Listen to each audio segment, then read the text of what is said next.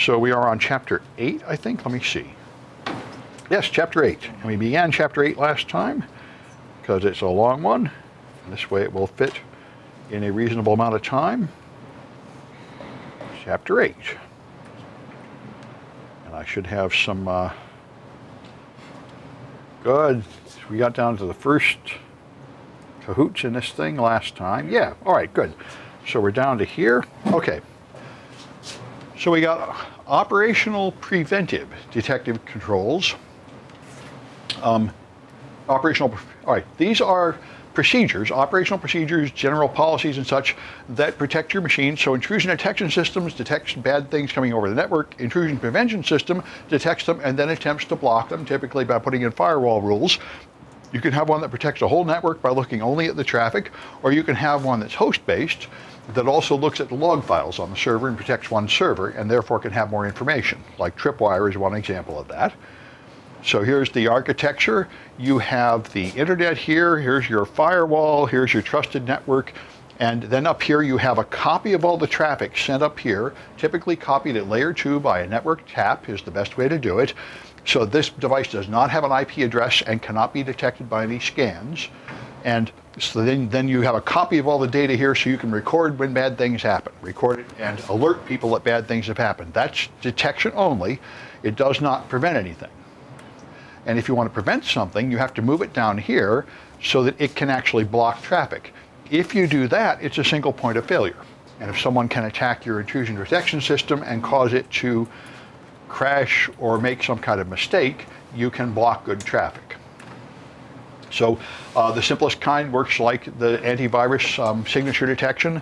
And then there's where it just looks for some patterns of data like snort, just has these snort rules that are basically regular expressions it runs on the packets to see if they're in a known category of bad packets. Then you can try to find protocol behavior. Just like antivirus, you can look for suspicious behavior, which might possibly stop new attacks, but it's risky because it might also trigger on harmless traffic.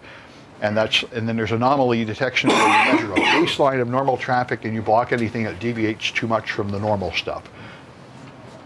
Yeah.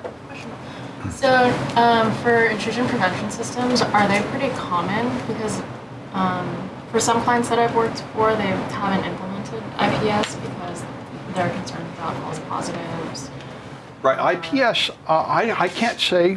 I don't have enough experience to know what's really common. I know IDS is more common than IPS. That's what I've been told reading the books.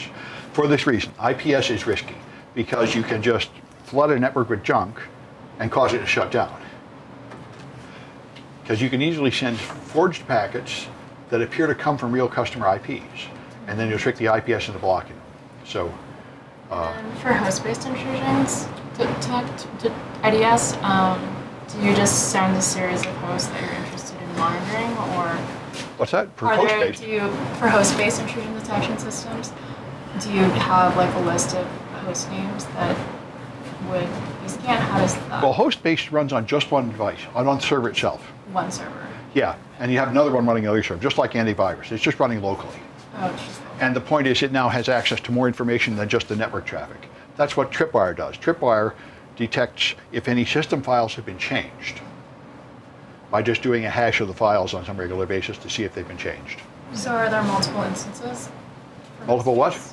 It's agent-based. Oh, So agent-based. it's agents on all the, Yeah. the endpoints or the servers. Yeah. And there's a management 50 servers, servers. you've got 50 copies. And then- Yeah, that's the next step.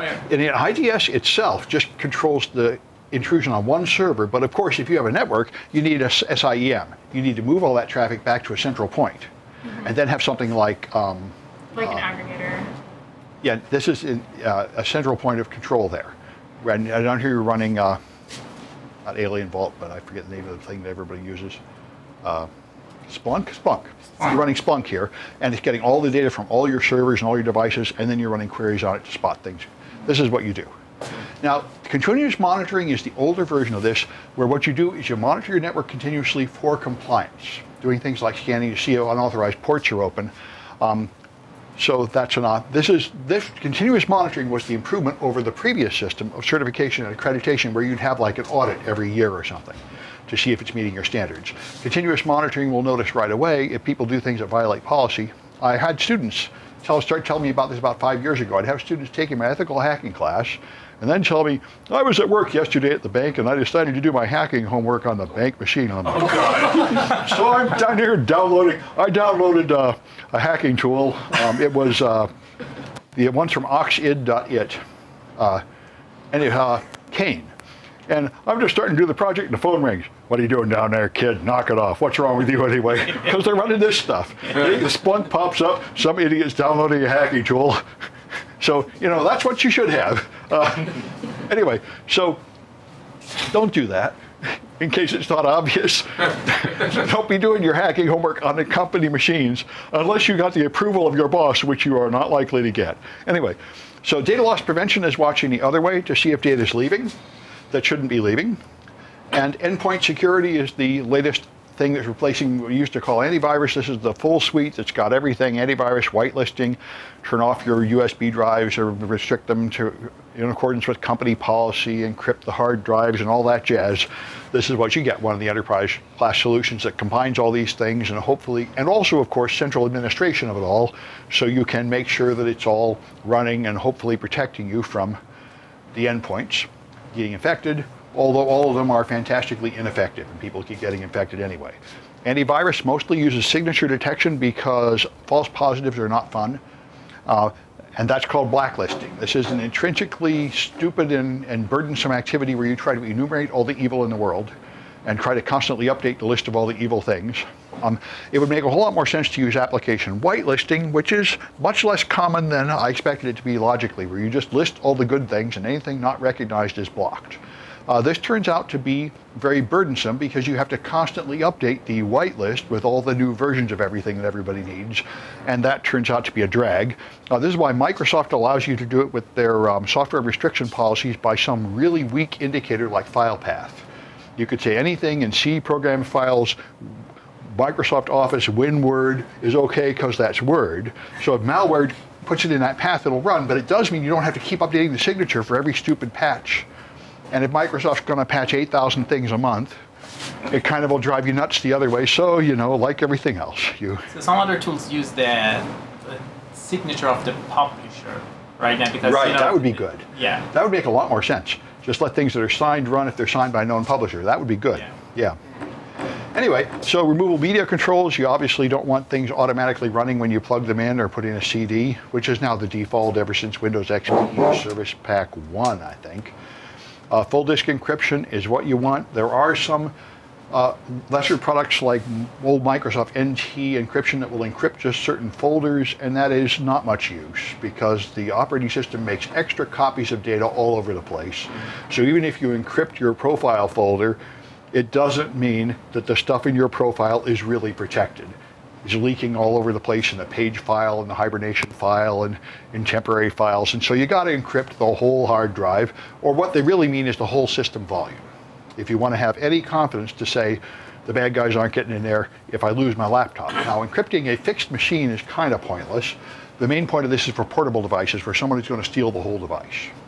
And then you're going to want to go to say, you did not have a data breach because that was encrypted. And you're only going to be able to say that if it's full disk encryption. Honeypots are systems intended to be attacked. Honeynets are simulated networks that pretend to be a whole network. They could be a whole bunch of virtual machines running, but it's more likely to just be a software product imitating some virtual machines. And the idea is this way you hopefully get a chance to detect an intruder.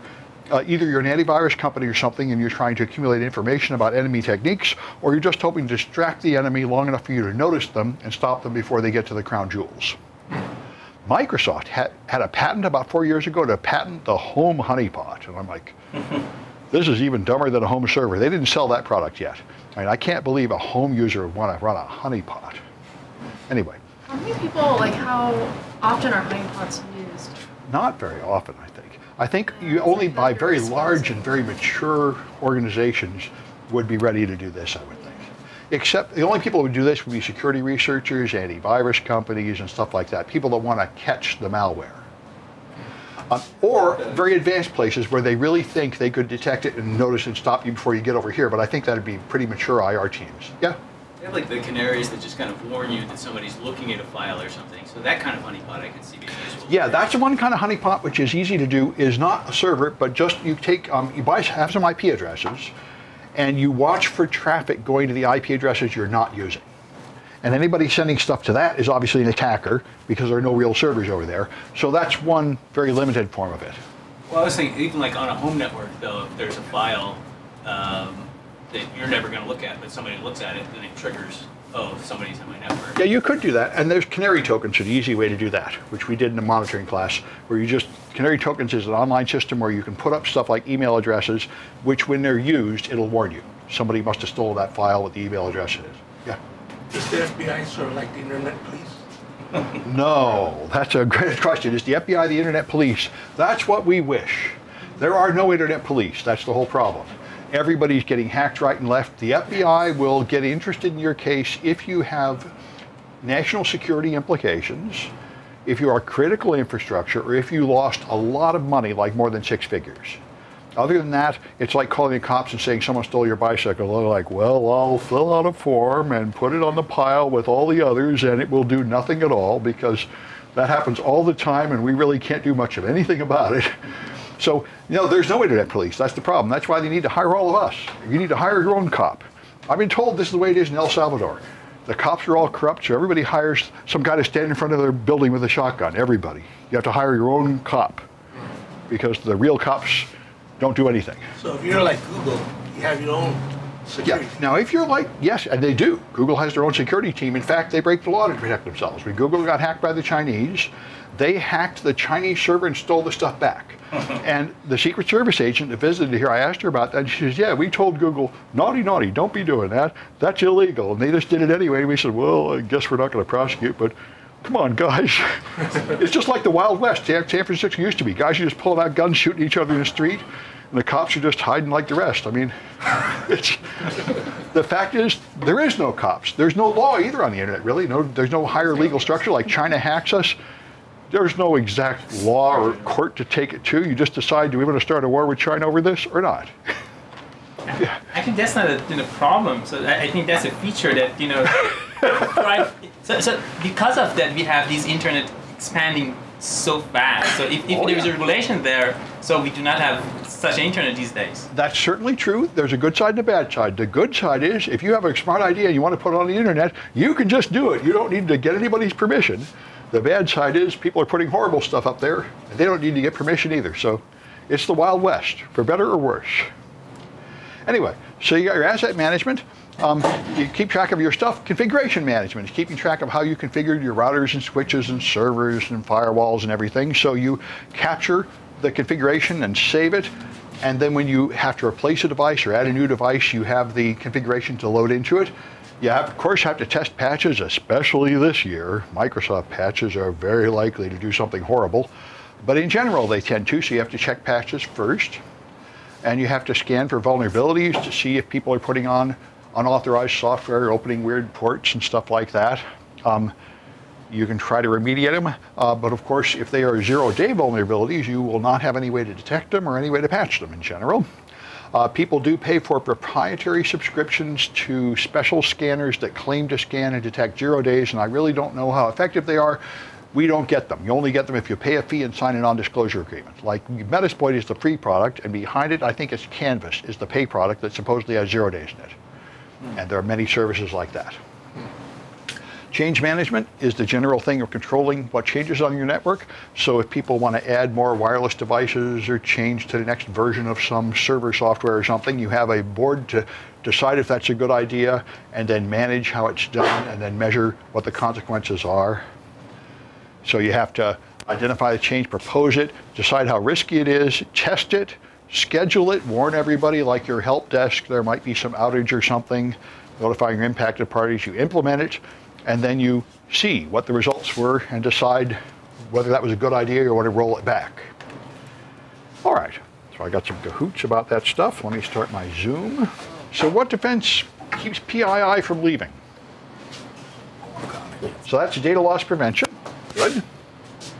And yeah, I'll try and, some of these I have it set to always show the number. This one here, I guess I don't. All right, which defense correlates data from many sources?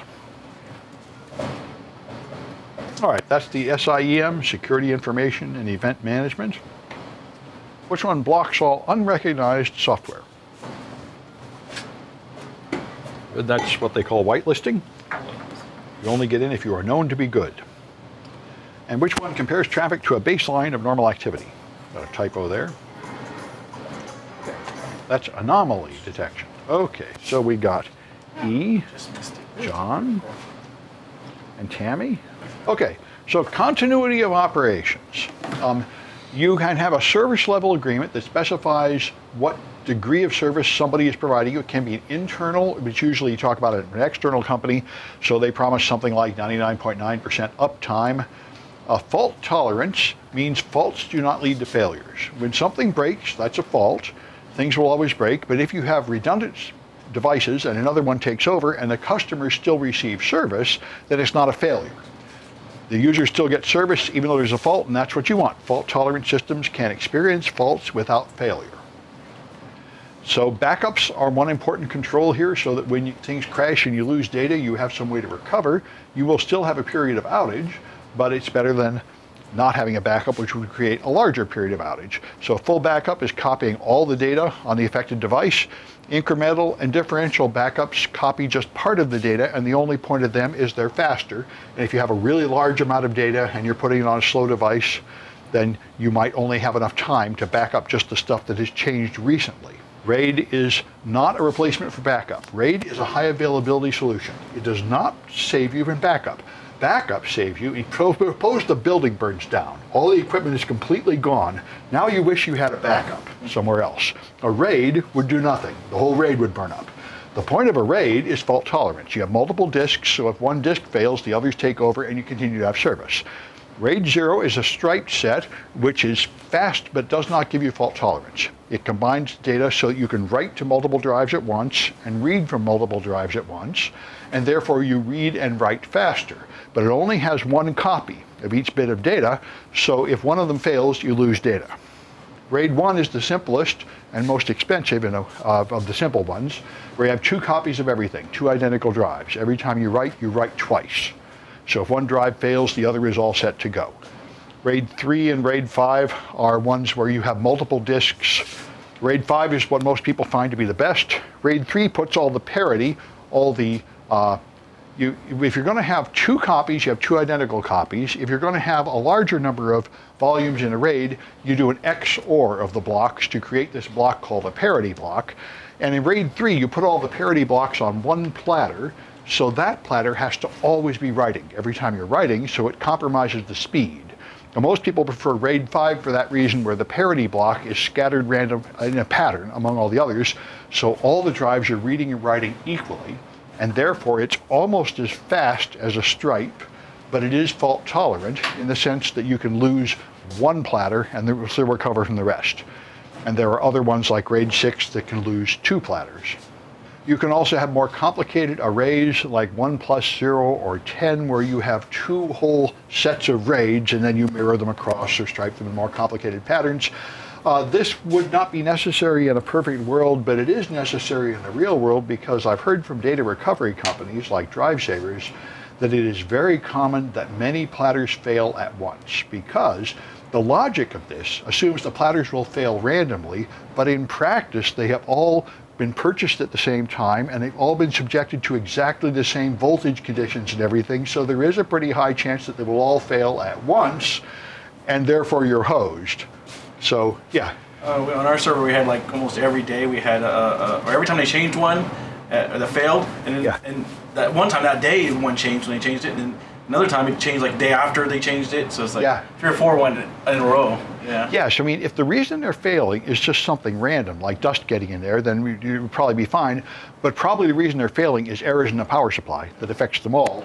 And then this is really not that effective. That's why Microsoft's opinion has been for the last 5 years that this is completely obsolete.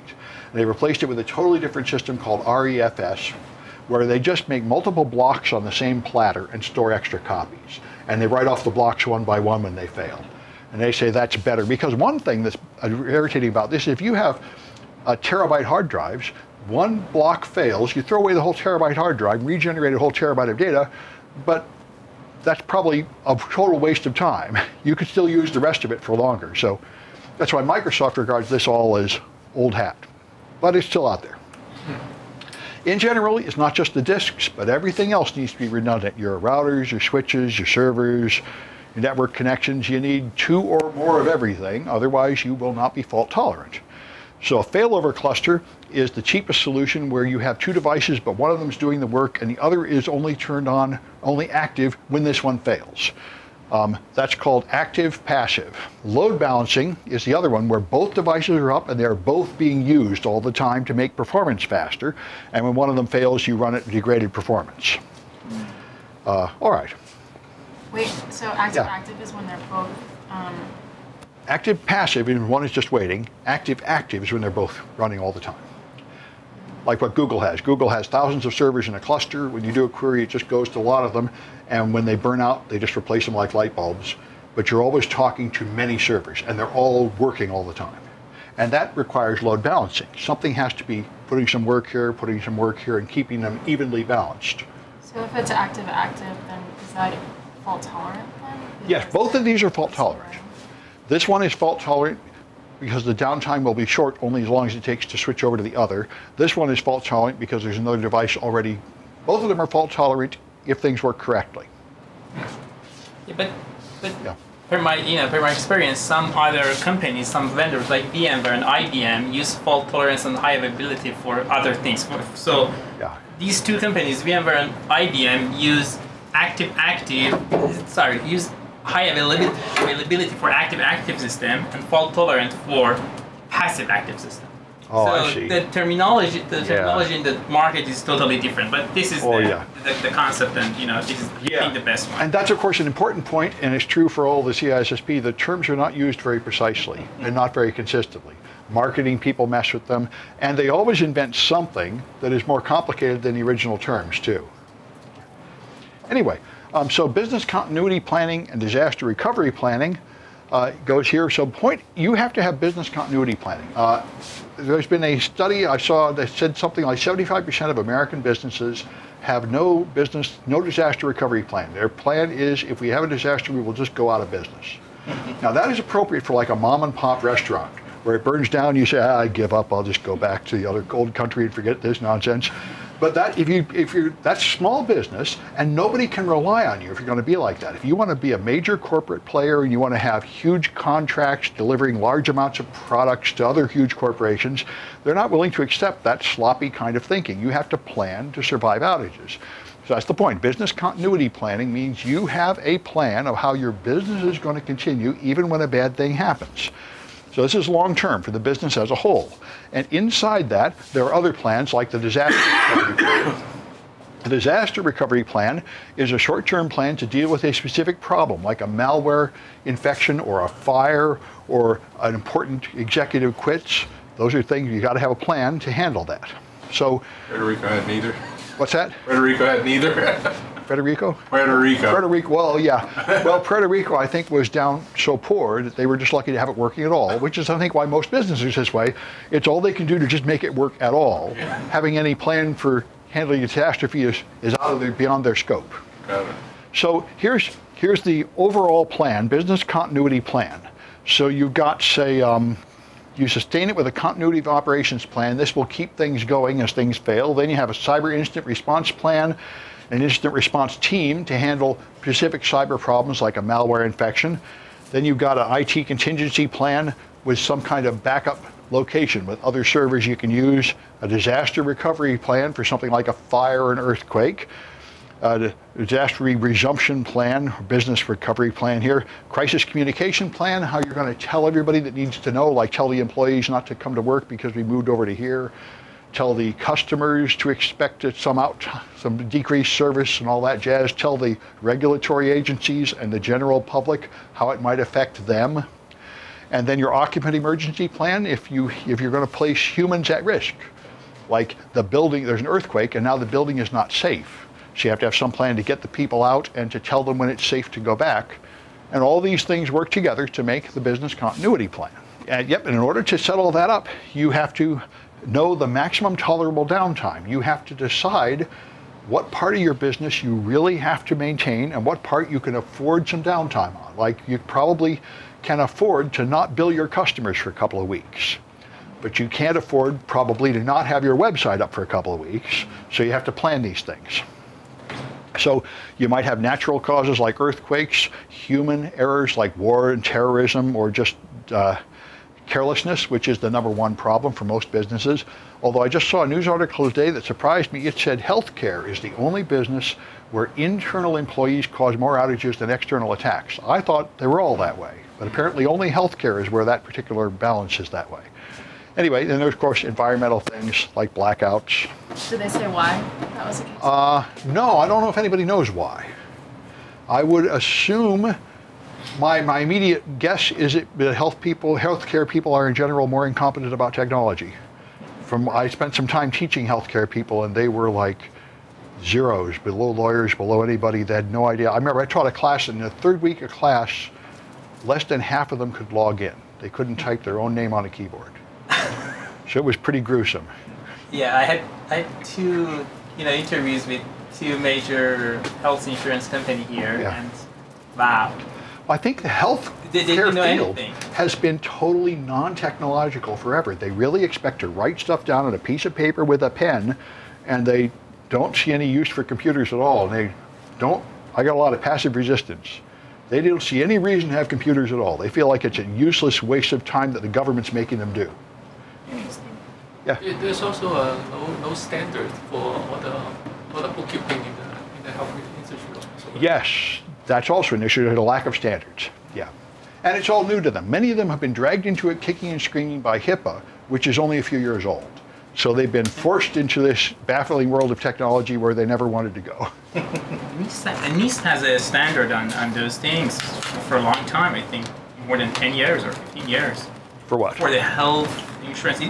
HIPAA is driven from that standard. Sure. I'm not 100% sure what was that NIST 800-something. Oh, sure. There is a certain standard you must comply to, but how you get there is not standard. But each company sell their own stuff. Yeah.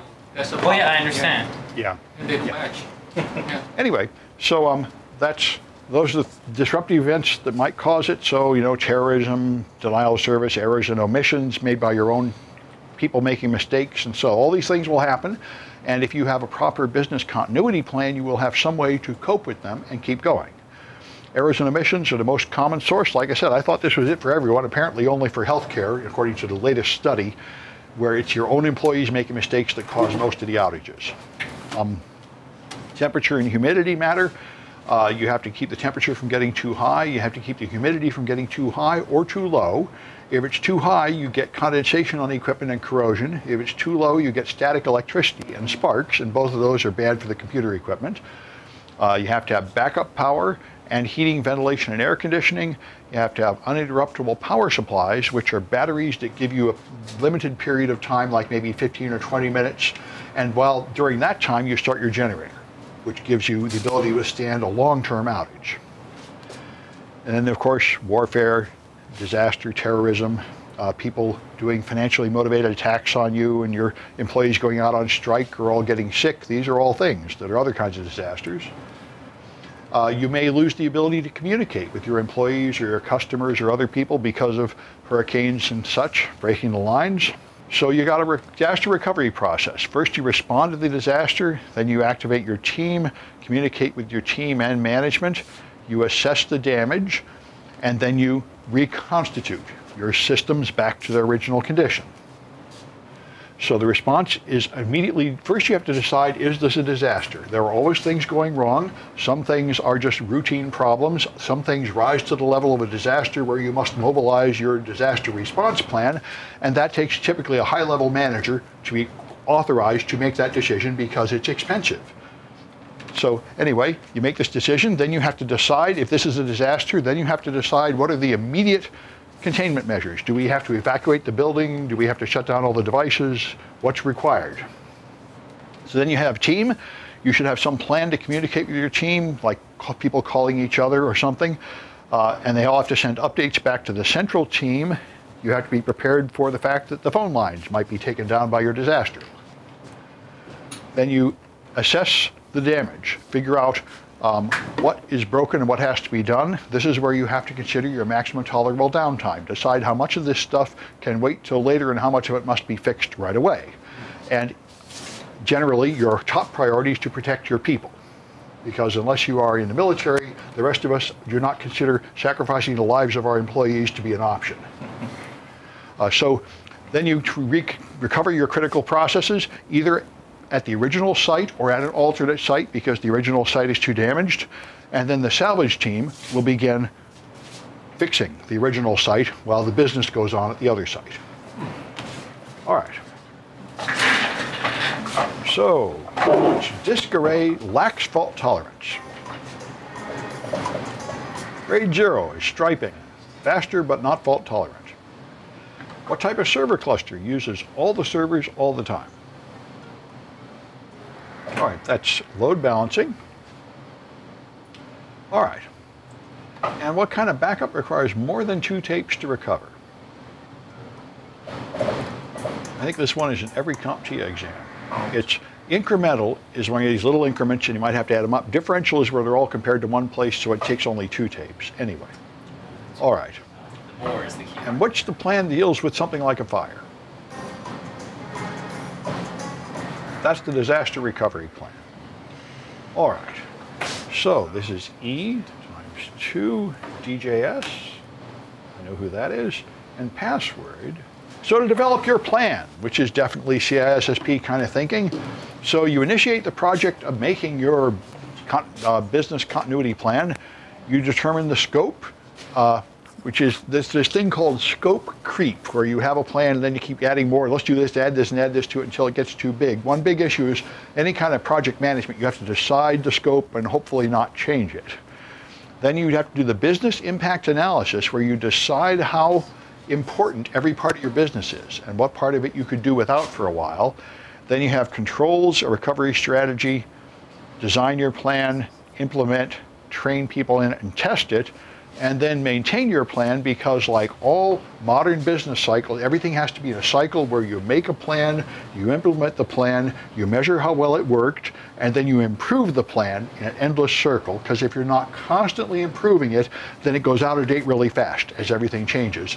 So everything has to be a closed loop of continuous improvement to be acceptable in modern business. Here are some milestones. You have to make a policy, construct business impact analysis to identify your critical systems, and develop your plan, test it, and then maintain it. So here you've got players like C-level managers developing a policy. Then to conduct the business impact assessment, you've got stakeholders and the project manager deciding how important every part of the business is. Then you've got preventive controls, recovery strategies, and making your plans down here, and various players and stakeholders in each level of this. It really is a big, expensive job with a lot of paper flying around. So you must remember, this is something you'll see a lot on the CISSP exam. If you're planning to do anything to do with security and you don't have top-level buy-in, forget it, you're wasting your time. Because all this stuff is expensive, and if you try to make it happen from below and management is not with it, then you're hosed, because you need to allocate serious resources to make everybody go to meetings and get this all going. So you might want to do this, because even if you don't have a disaster, this planning process will help to organize your company and make it more efficient, supposedly. Are there consulting firms that actually do this for like smaller scale companies? Not that I'm aware of, but it's possible. It seems to me like an outside consultant couldn't do you a lot of good here, because the main thing they need to do is understand your business. But I don't know. I know some people do have consultants that act as project managers. So there may be some role of consultants here too. Some of you people with business experience may be able to address that. I don't really know. Yeah. I know Deloitte used to have a business continuity disaster recovery part of their... Okay, so you would hire a consultant to come guide you through this. That makes sense. All right, good. Of course, the Housing Authority had 2 copies of everything. Well, yes, of course they do. I don't know how they get their money, but they seem to have lots of everything there. Anyway, so your business continuity plan, disaster recovery plan, project manager, this is the one person in charge of this. So they have to have organization skills. They do not need to have in-depth technical skills. They might be someone like a CISSP, where they know the general concepts, but not actually how to do anything with their hands, because they're the manager. They're not supposed to be doing it. They're just supposed to be making sure it's done and making sure it's been properly tested. Their main skill is people skills here. So You make your team, you got to have stakeholders from all these people, IT of course, human resources and public relations to deal with the communications part of it, physical security, the line manager, and anybody else responsible for essential functions will have to be there to make sure that whatever your plan for coping with a disaster for their part of the business is reasonable. Then you decide what you're going to, assets you're going to protect, which emergency events you're going to address, what resources you need to do that. List your IT assets and consider the business impact of the outage. This is something I always find kind of difficult. It comes into college at the process of student learning outcomes, but it is kind of burdensome, but you can see how it's probably good to mature your business to make people write down exactly what do you do and exactly what does that do for the company and how important is that. That's something people probably would rather not have to face, but it is important. Because one thing that's going on, although they probably don't like to tell you this, is the management is considering, how about we just fire these guys? How about we just outsource this part of our business? You know, what do these idiots do anyway? And most companies, there's a lot of people doing stupid things. And that's why they say it's probably beneficial to your company, even if no disaster happens, to go through this and find out what's really happening at your company and consider how important it all is. So that's the business impact analysis. How long could we live without each thing that happens here? Identify the critical assets, then consider the risk analysis of what would happen if that thing was not there anymore. So here's, for email, for example, if the server room is unlocked, that's a vulnerability that would cause loss of the system. You mitigate it by putting in locks. If your software is out of date, that has some known insecurities, so you update it. If you have no firewall, again, you have this risk and there's a mitigation plan. So, you know, that's simple risk assessment. But you have to determine the business impact. And when we were talking about pen testing in the CPTC, this was a big issue. You might run a scanner and find a vulnerability, but the question is, does it really affect the business? A lot of things are not perfect, but they don't really matter. So it's not really anything of any significant business impact. And what companies need to hear is, what is the thing that's really going to impact our business that we need to fix, not a list of every little thing that you can find that might technically be wrong. So you figure out the maximum tolerable downtime of a system. Here's two terms people very often confuse, RPO and RTO. RPO is the recovery point objective. This is how much you're able to recover. If you back up once a week, the recovery point objective is 1 week. Even after recovery from a backup, you might be a week behind and have to do a week worth of work over again. That's how much you can recover. RTO is how long it takes you to do the recovery. So they're quite different. Maybe it takes you an hour to play the tape, but the tape is a week old. So those are two different issues. And then there's the work recovery time, which is the time it takes to configure the system after that. And that would be the maximum tolerable downtime, is the time it takes to restore it and the time it takes to fully bring it up to usable function, which may be a little more than the time it took just to restore from the backup. Then there's the mean time between failures. This is how often you expect systems to just break. And the mean time to repair is how long after it's broken before you get another one. I know that's why Cisco is very popular. Every Cisco device comes with gold level service. They guarantee to fix it within, I think, 24 hours. They will fly an engineer out there. They will fly a replacement unit. You know, they will seriously bring it back up. Then you have your operating requirements, specifying what it is to have it working again. And your supply chain management is a huge issue now. People are very worried about Kaspersky antivirus, Chinese switches and routers, and so on. Many people are getting hurt through the supply chain. Your stuff depends on stuff you bought from somebody else, and it might have a problem or in fact be maliciously poisoned. So your telecommunications is another issue. If the normal telephone networks are down, then you'll wish you had connected your locations with a T1 or put up some wireless antennas or had some other plan of how to communicate in that case. You got to address all the utilities might all go down. Power, heating, cooling, water. The roads might be blocked so people can't drive off and get water. You have to plan for all these things. So in general, as far as IT is concerned, if you have no plan at all, that's really cheap, but it doesn't give you much when bad things happen. Then you can have a cold site. It's the cheapest and least effective solution. It'll have the maximum downtime. Then warm, hot, and redundant are the more and more expensive and more effective ways to handle an outage. So a redundant site is where you are like Google. You have multiple servers in multiple locations, and they're all completely up to date and running at full speed. So if one goes down, the other just takes up the load with no perceptible delay at all. Cloudflare is also this way. Matthew Prince says he likes to test Cloudflare by pulling the plug to turn a whole data center off or disconnect it from the internet. And he says you lose one ping. I turn off San Jose, it just routes up to San Francisco or somewhere right away, immediately takes up the slack. That's a redundant site. That's the most expensive thing. It's already going. Hot site is where you have all the equipment ready, but you're going to have to load some data onto it. A warm site is where you have equipment, but this is like the older generation of equipment, not exact duplicates, and this will take a couple of days to bring up. And a cold site is where you have a data center, but it doesn't have hardware or data. It's got the really old stuff just stuck in the closet, and you have to go wire it up and everything. It takes weeks to bring up the replacement site. You might have a reciprocal agreement with another company where you agree to use their data center for a while as one option here. You might have a mobile site. This is what Pac Bell has. They have trucks full of IT equipment. One truck is all full of routers and switches. They have a giant umbilical cable of fiber optics to connect one truck to the next. One is all full of generators. One is all full of like sleeping bags and food and water. And then they have armed guards riding in front and back of it, and they take this convoy of trucks in, park it in a vacant lot, and they can put up a cell phone switching tower in like 3 or 4 hours. So if something happens like Hurricane Katrina and everything is trashed, they drive in there, and even with no power, no water, no food, no nothing, they've got the whole thing running pretty fast. But that's expensive, of course, but that's an option. And then you can, of course, outsource this stuff, where you subscribe to some service that will provide these services to you. So here's some plans. The business continuity plan sustains essential business operations while recovering from a disruption. Here's your resumption plan, recovering immediately after disaster. Continuity of operations puts you on an alternate site for 30 days. Continuity of support IT contingency handles particular IT problems.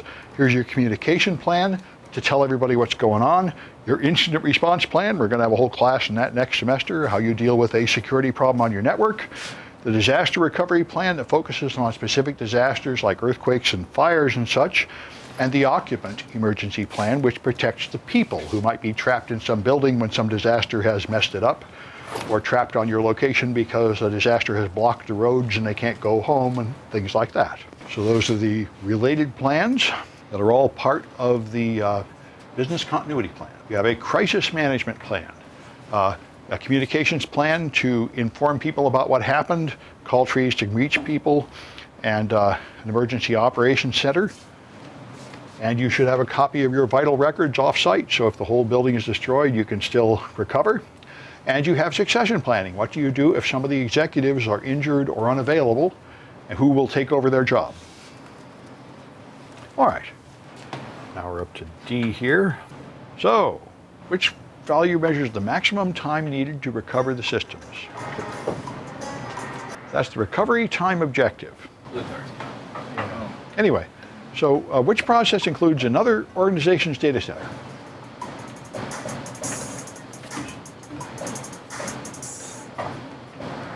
Okay, that's a reciprocal agreement. Yeah. Which one takes an hour to implement? That's the hot site. The warm site takes a day. The redundant site is ready right away. All right. And which plan protects human life? That's your occupant emergency plan. All right. Anyway, so backups. So you got your maximum tolerable downtime is how long you can put without something.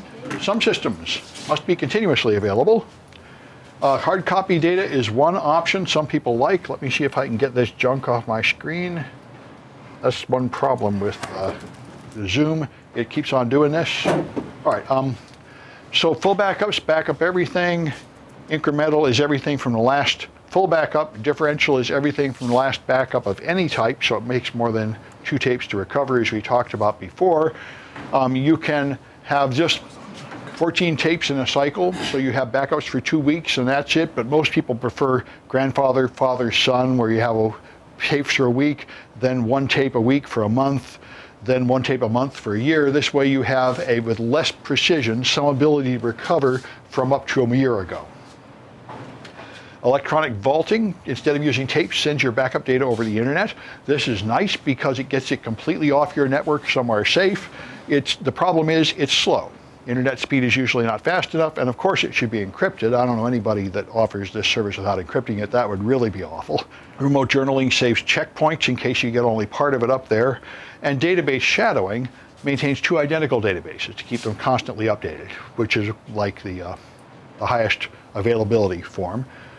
So a high availability cluster, active-active, has all systems working. Active-passive has devices that only come online when the other one has failed. You might even go as far as have software escrow, where you get source code for a proprietary product, so that if the company goes broke, you can send your team to continue developing based on that source code. This sounds terrible to me, but I guess it's an option. And then you got testing, training, and awareness. The simplest one is a review where you just read it, you read the team. Then there's a read through where you list all the components, and a tabletop exercise where you talk through everything with the whole team, saying, I'll do this and you'll do that. And this guy says, well, what about this? And then you have a walkthrough drill where you actually go carry out the process. Then parallel processing where you set up backup systems with old business data on it, and you make sure it's going to work. And then you actually have business interruption tests like I described at Cloudflare. You actually disconnect running systems during a real business day to make sure it's going to work. And something not here, but true in the real world, is what they do at Amazon and at Netflix is run the Chaos Monkey.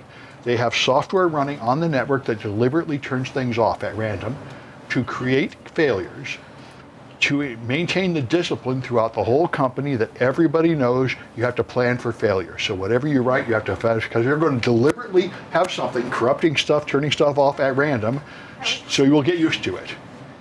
And that is what they do when you're really serious. And Netflix has a very good reputation for really being good at this. Their stuff stays up. And they told me they wouldn't hire any of you. Said, we don't want your interns, we don't want your graduates. We don't touch anybody unless they have 5 years of real experience after school, because that's where they really learn how to do it right. Is the school of hard knocks. So you practice things like switching to emergency power, contacting everybody, making sure everybody is aware of what they need to do about the disaster, and then you have to maintain it. Your change management team, the change control board is part of this, and you have to have version control on your disaster recovery plan so you can update it and keep track of the changes that are made. So here's common mistakes: not enough management support, not enough business people involved, so you fail to include all the concerns of everybody involved. People don't give it enough priority. You don't give it a good enough scope. You don't consider your supply chain. You don't test it, or you don't update it. These are all common things that will go wrong that will make it not very useful when you really have a disaster. So there are specific frameworks for regulated businesses that want to meet these. The US government systems have a NIST Series 800 document to follow.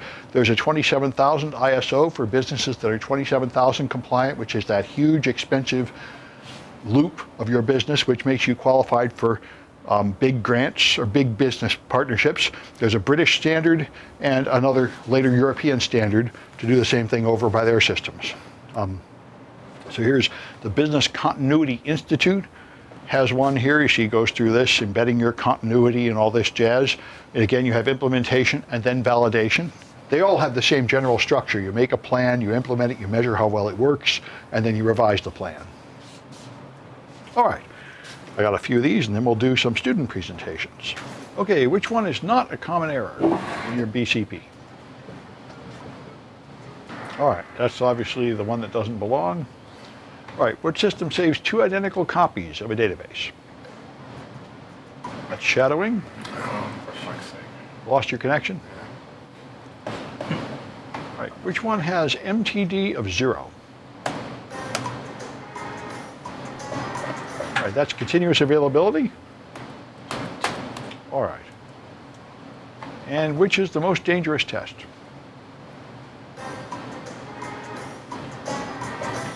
That's business interruption, of course. All right, so Liz, DJSE. All right, so I'm going to switch back to the built-in computer, and you can come and plug in your stuff. I picked Internet of Things security. I picked up a few things at RSA for this. What is an IoT device?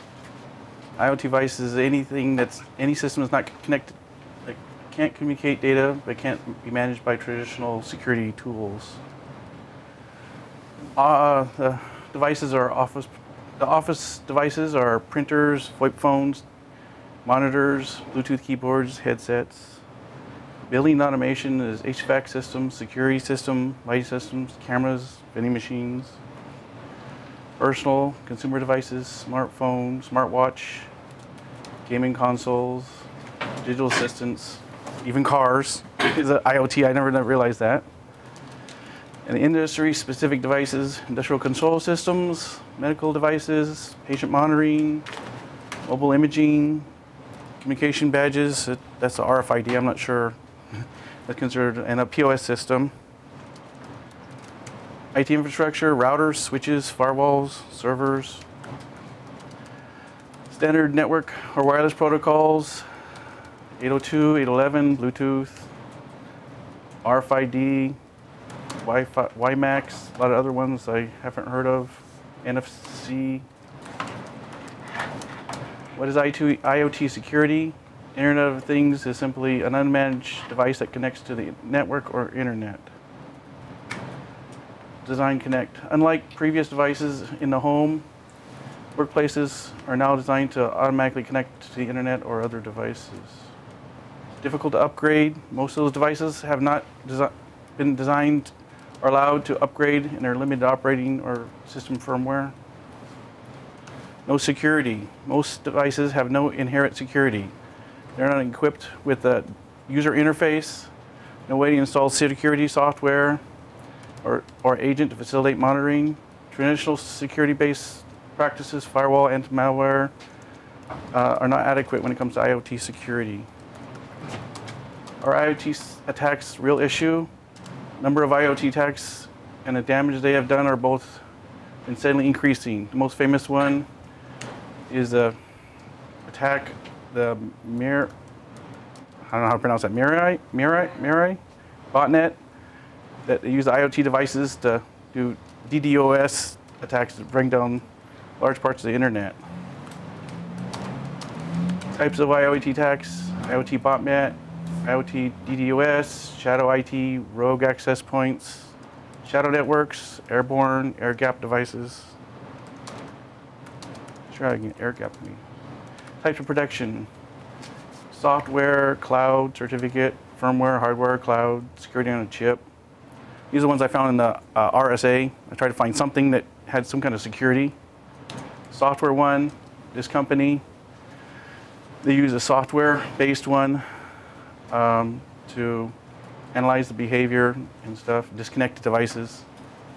The cloud one, this one is mostly a cloud service.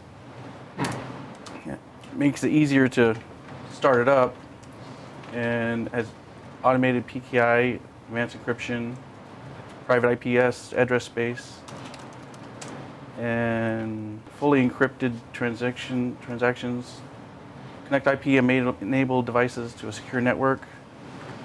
Protect IO devices. The net cloud perimeter approach reduces the potential for attacks through isolation, obfuscation, which that would be like the private IP address and the VPNs. This one's a different one. That's out of sequence there. This company here, they use the security as a service, and which is another cloud-based one. Good idea. Next one uses certificates. They use the keys stored. You got Secured. half a minute. Okay. They're secured in a place where not supposed to be able to be stolen. This one's got three different things. They have firmware on the chip. It's embedded on embedded security. They have firmware on the chip. And the device shield one here is the embedded, lightweight, limited computing power. Gateway, that's a device that has IoT devices connected to it. Better quit? Okay. Well, there's a few more companies here that was on there, but Too many. there's too many. Okay. Carry on. Yep. All right, my name's John, and I'm doing my presentation on like an IT project that you would evaluate an IDS and an IPS for possible use within your organization, what the project would look like or could look like. You know, the first thing is kind of the scope part, and certainly we need to get top-level buy-in. And is the business need basically, have we been hacked or are we trying to prevent being hacked? Kind of the big issues are where it's going to live on the network, which is which type of device you want, and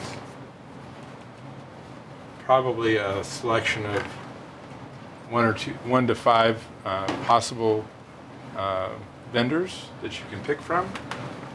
What the implementation is going to cost, how much time it's going to take, how many kind of staff people are going to be involved. You've got your network team involved because you've got to physically place this thing in your network, and somebody's got to monitor it after the fact.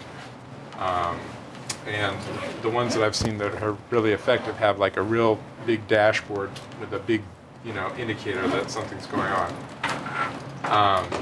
So, you know, the big business need that we're trying to solve is minimizing damage, getting notified, and you know, often things go on for some time before you actually notice it. If you're not sitting there watching the screen 24/7, and most of us are out fixing things during the day, you need something to actually collect data for a period of time, and certainly, you know, you need. These things tend to be very expensive, whether you buy it as a service or kind of a hardware device. And the kind of hidden cost is the tuning, especially with the IPS. If you want it to actually actively do anything on your network, you've got to kind of notice and track what normal traffic looks like, and every time something turns off because of normal traffic, you've got to actually kind of keep that baseline configured. And the management buy-in. And I thought about this. If you're at the point of actually thinking about putting one of these in, you've reached a maturity that you really shouldn't have to go down this road. But there's actually SANS provides a guide that you can click on online, and you know it basically is, this is the worst possible case that could happen if you open this. Oh God, no thanks. They go through this whole value proposition, and basically they're saying, what's it going to cost the company if we're totally exploited? It's going to cost $50 million. We're going to have to do the Equifax notification and tell the whole world, and our business is going to be decimated. You know, the scare tactic, compared to how much this thing is going to cost, and then say, okay, well, we'll save this much money every year by implementing it. Which is, you know, if you're talking to this level, you know, you really need to go work for somebody else if they can't see why you need to prevent being hacked. Let me see, how do I get out of this? Let's just quit out of Firefox.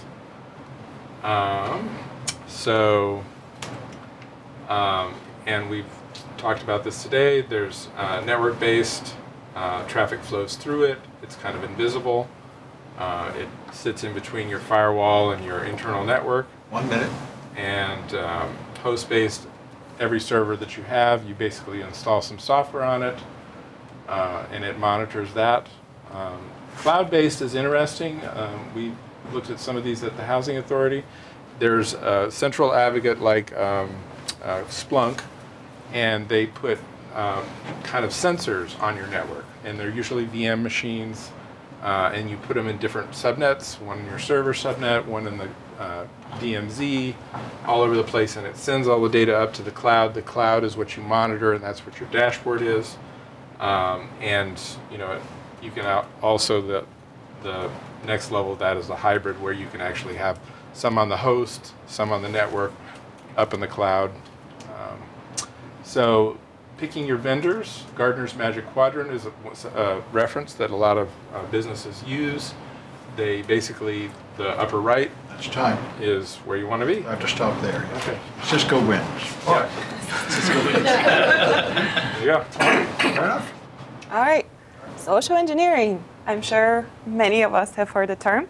Oh, sorry, Nina here. Hi. So social engineering, who is it for? It's pretty much anyone. It doesn't matter if you're a private citizen or if you work for a company that you might have been exposed to some kind of a sensitive information.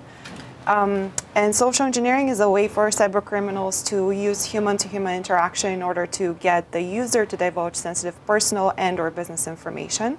And since social engineering is based on human nature and emotional reactions, there are many ways that attackers can try to trick a person online and offline as well. So here are some words that can help you kind of visualize what social engineering tactics could be based on. They can be based on laziness of people, ignorance, haste, fear, attitude, trust, carelessness, sympathy, ego, ability, greed, desire.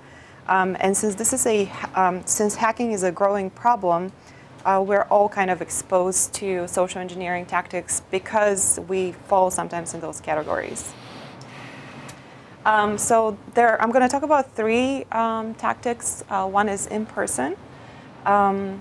So in-person social engineering tactics such as open door tailgating, when you leave the door open, whether it's in the building where you live or a company you work for, someone can just sneak by you.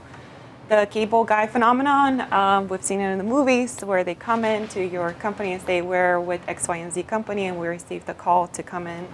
A bar hopping, when you go to a bar and someone is after you because they know you work at a certain corporation, and they buy you some drinks, or you start sharing the divulging information once you start being under the influence of alcohol. The NLP, neuro-linguistic programming, when someone mirrors your body language, voice, vocabulary, to build a connection on a subconscious level, such as being touchy-feely with you, becoming really friendly with you all of a sudden. 6 degrees of separation, when someone learns about your social practices and uses social relationships to gain your trust. Device leave behind or baiting, when someone leaves a device laying around that tempts others to plug in and open, and that can be an infected storage device such as a USB, let's say. The rogue employee phenomenon, when a malicious employee is hired, or you turn rogue after you've been hired after some time, with the purpose of gaining on-site access. The phone social engineering tactics are the panic, anger, donation, phishing. We've all probably experienced this at one point or another as private citizens, and lately they've been really bad. So panic, when someone calls you pretending to be support and provides a frantic scenario that compromises your safety. Anger, when someone calls you and pretends that they're in a position of authority, such as an executive or a manager. Donations, when someone calls you pretending they're someone from a known organization you might be interested in, political, university, disaster relief, etc. And phishing, when someone calls you with a pre-recorded message pretending to be your bank, or in recent years from the IRS, and asks you to call a number to confirm your account and transactions, so forth. The digital social engineering tactics, pretexting, phishing, social media phishing, reverse engineering, typo squatting, and friendly emails. Those are also well-known tactics to us. So let's say pretexting, when someone sends you an email with a domain that looks trustworthy and addresses it from a known contact from that domain, often with the attachment containing malware. I'm not going to go through all of them actually, because I wanted to go to this slide, which is my last slide, and it's how to outsmart the social engineers. Always think before you act. So if you are under those schemes or being under attack, always think before you give your information. Be aware and stay informed. Recognition leads to prevention. If it sounds suspicious, always double check. Never share sensitive personal information over the phone, via email or text message. Always contact the requesting agency or institution directly to double check. And one of the takes that I would like for you to take out of this is talk with family members, friends, and other vulnerable individuals such as recent immigrants and elderly people about these fraudulent tactics, because they're usually the people that are most targeted. And this is actually worldwide. It's not just in the US, but it's happening everywhere. So talk to your family, friends who live abroad as well about these. All right, that's it. Talk about spectrum meltdown, manual king. In computer, the uncached value usually take time to determine. And the CPU usually guess the program flow and save the register state and then continue. And if the guess is wrong, then the computer just reverse, reload the register state and the same as idling. But the data stays in the cache.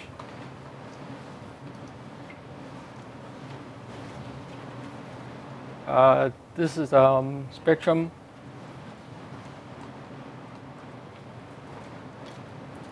Spectrum one, variant one. So you have a loop, but the array length is off chip, so it takes time to load. But the computer just keep on running the instruction later on, following in there. Just keep running. But you can tell because this is N1, so you can tell that the index 2 is either 200 or 300 hex. So, and the instruction can load the value in, but the data stays in cache, and you can measure by the loading, checking the loading time, and you can tell whether it's which data got loaded in, and you can deduce which value you get in. The fix is just putting the wait time, limit the off memory chip the loading time, and kind of slow down the program to as a fix. The variant 2 is target and indirect branch in address in main memory. It involves the branch predictions, and the fix is can be a microcode, operating system application updates. One of the fixes LMVM is like shorten the determination time whether to continue speculative execution. MSVC is a Microsoft Visual Basic patch, and ARM speculation barrier header is like a wrapper for the functions, so make sure all the data are available before you call the function. The microcode updates are involving the branch, kind of restrict the branch predictions. Spectrum break the isolate between different applications, so you can look at other users' data. Meltdown, the normal process address space is include a user address space and kernel space. Normally, when user try to look in the kernel space, the interrupt handling will stop you. But in speculated execution, the computer just keep on loading, look at the kernel space. The other fixes in the operating system split the kernel space from the user space, and that's what the CISSP patch is doing. It's basically separate the space, kernel space from the user space. This is a meltdown demo. Run it. Here the address is the kernel address that you want to look at, you want to access. 1 minute. And here the shift 12. 12 is like 4 kilobytes. So look at the next cache memory page. And when the speculative execution, you basically load up the value from the you control the target array, so you can add your register address and then load it into a register. But then you kind of know the target array, the address. So on the other side, you just look at the target address and you just check which address above it has look at the load time, whether it's a shorter load time, and that's the address in there. That's it? And on the Okay. side, just guess, work out the math. Okay. Fair enough. So who thinks they know about coding? No? Know something about it. I don't know. A little bit. I'm not sure what you mean. I'm gonna do some JavaScript That's and scripting. Python. That's not coding. Python too. REPL. Right? Oh, that's nice. Can you guys see that? No, let's make it big. And all right, so let's have an empty array. What should we get? Obviously, an empty array. So, what if we convert it to a Boolean? True. Two bangs. So, is this true? I would think so. It's true. Okay, good. Equals to it. How about No. No. False. What? true? Why is that? Interesting. So, what it does is that it converts an empty array into an integer. On the left side, it's going to be 0. Oh. And on the right, it'll be 0, and then not 0 is false. So 0 equals to false, which is true.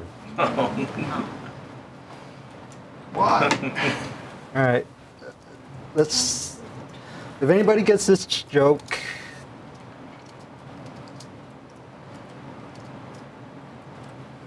what do you think? There are two pluses in there. Two pluses? I don't know what it'll do. Are there two Increment. pluses supposed to be? No, I don't know. Yeah. Banana. Okay. What? Oh, Plus- NaN. Oh, man. That's all. That's all. Ridiculous. And we could also add Booleans, and you get a number. All right. How about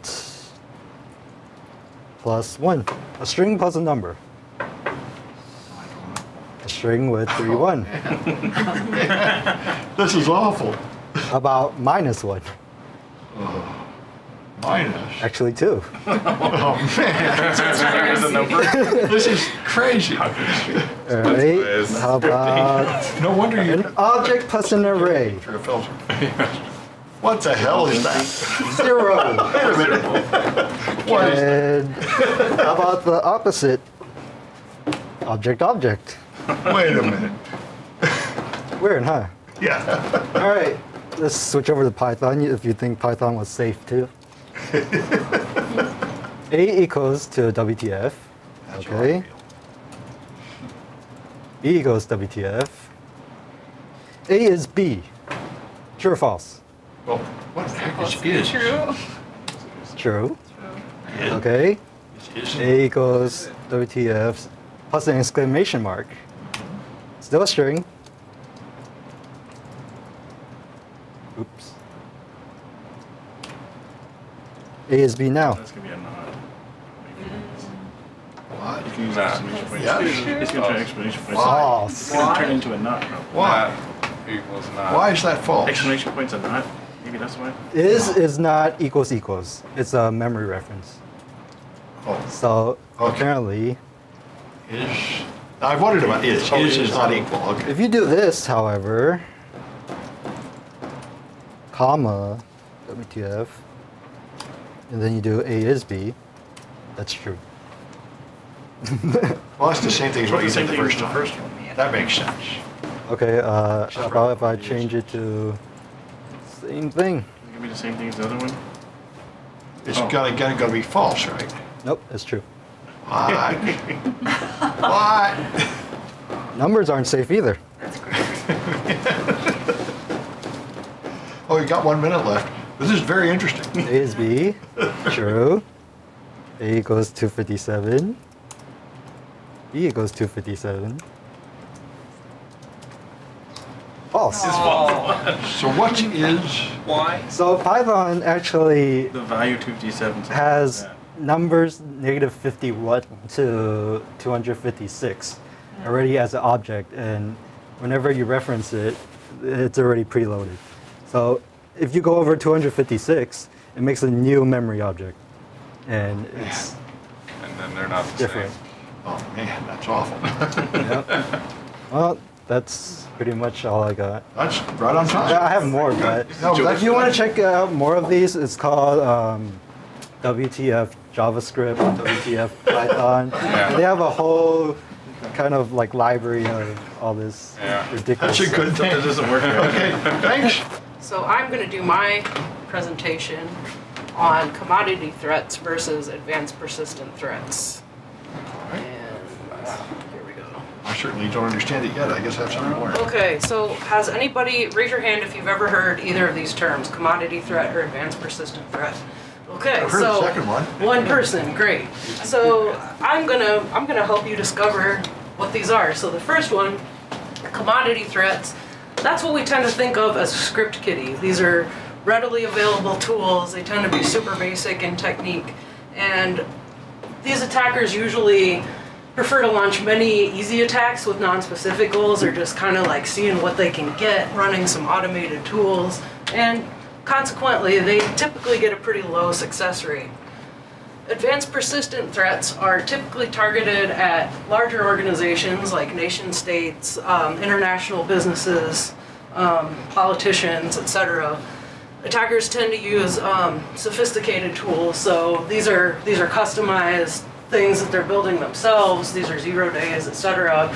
They have defined goals because they're actually going after something specific. In phishing, we refer to that as spear phishing because they're going for just one person, like an executive, versus whatever they can get out of the company. And the last one is they tend to be heavily resourced, or they're funded for long-term attacks. So usually, like, there are people backing these guys, or they have a huge axe to grind. So in business, as we know, cost versus benefit analysis dictates our security priorities. And in a lot of cases, in a lot of big companies,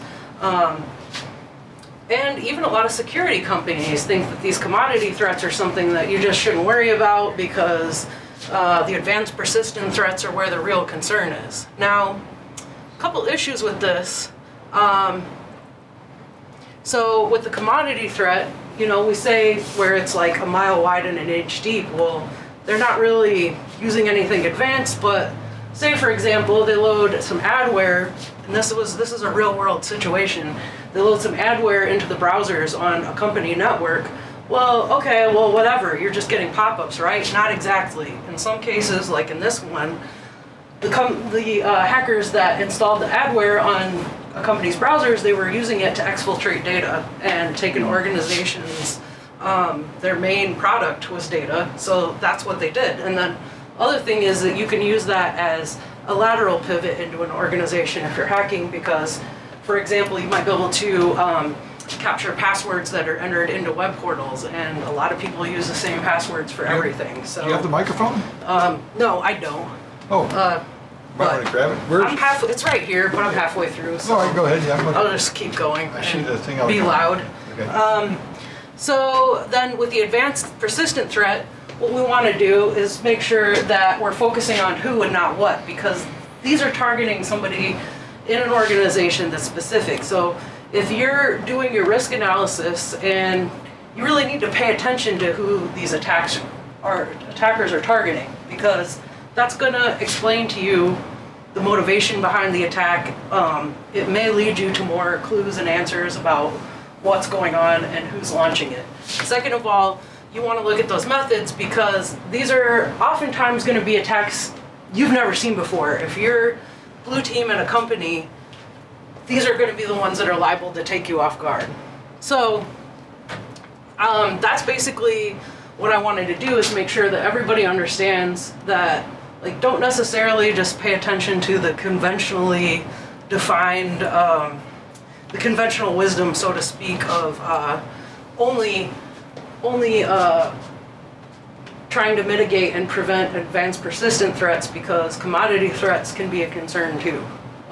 What am I at, Sam? I'm guessing I'm getting close to 5 minutes here. Yeah. So Less than a minute left. Okay. So does anybody have any questions about advanced persistent threats versus commodity threats, and why you need to pay attention to both when you're doing your risk analysis. No, That's awesome. good. Okay.